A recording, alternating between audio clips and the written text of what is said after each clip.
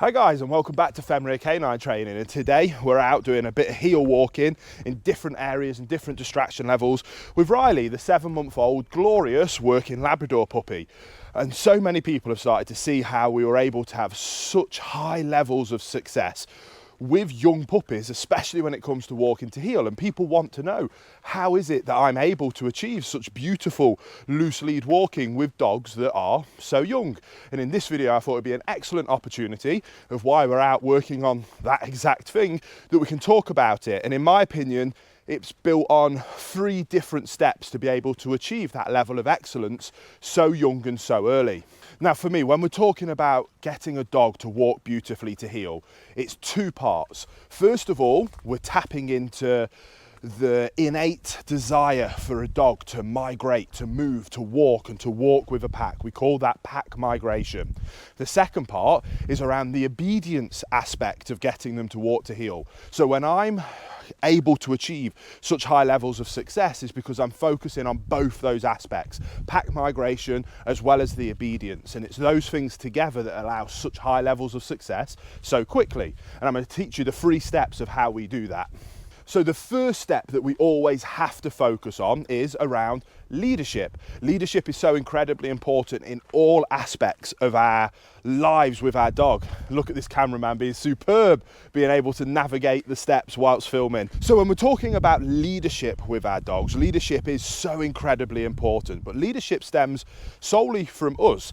At this stage of getting a dog to walk to heel, they're actually doing nothing. We need to be focusing on our skill set as a high level canine leader.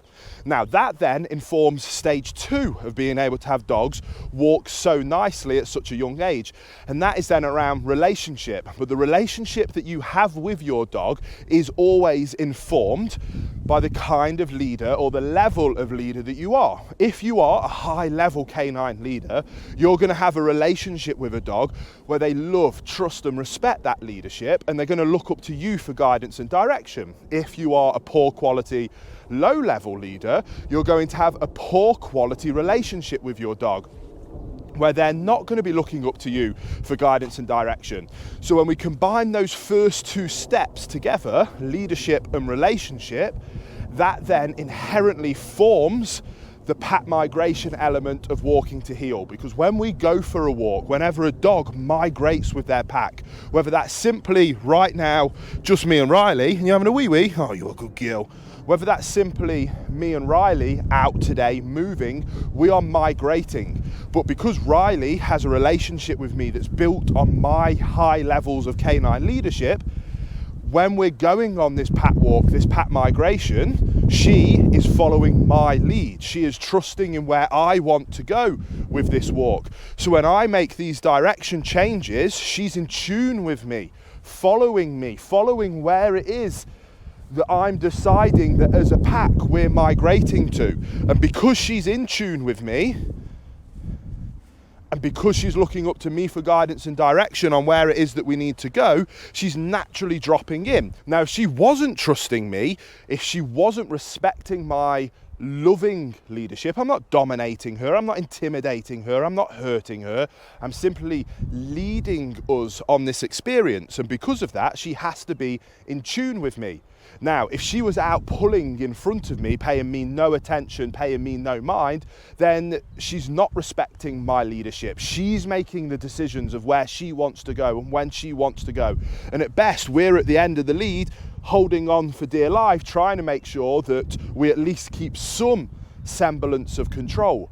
But when you are a calm, consistent leader and you're making the decisions of where to go, dogs naturally drop in behind that leadership. They're happy to do so. Dogs thrive on leadership. They desire leadership. They don't want to have to make those decisions for themselves because they feel much more content when somebody else is making those decisions for them. That includes the act of a pack migration, the act of moving in any direction.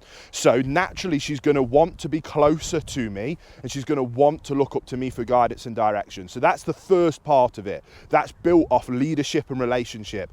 Once we have that, we can then move into the obedience element of walking a dog to heel, and you can take that as far as you want. Me personally, I have no interest in competition levels of obedience. I've got no interest in competition levels of heel.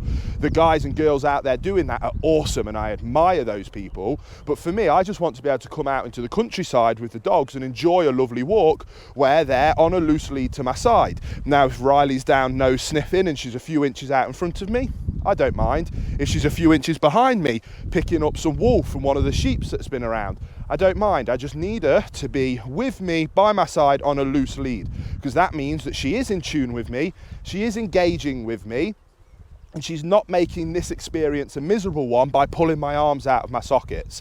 And what I do to level that up is then some basic level of heel work, where when she's very young, we shape that. We use laws, cues, markers, positive reinforcement to let her know that this term means heel, and that heel means be here on my left-hand side. And then when we combine those two things, the basic levels of obedience of heel, and we combine it with the pack migration built on leadership and relationship, is how I am able to have dogs of such a young age walking to heel. Riley has been doing this since her very first walk. After she had her jabs at 12, 13, 14 weeks old, she was already building rock solid foundations of my boundaries, rules and expectations when we go out on a walk. Now, the reason that was so easy, the reason that's so effortless, is because it's built on leadership and relationship first and foremost, which makes the pack migration element easy.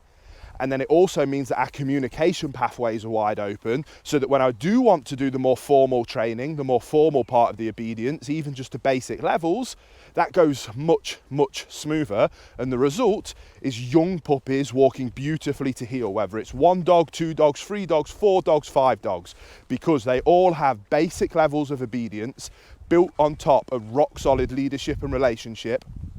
Me being able to walk dogs to heel is easy.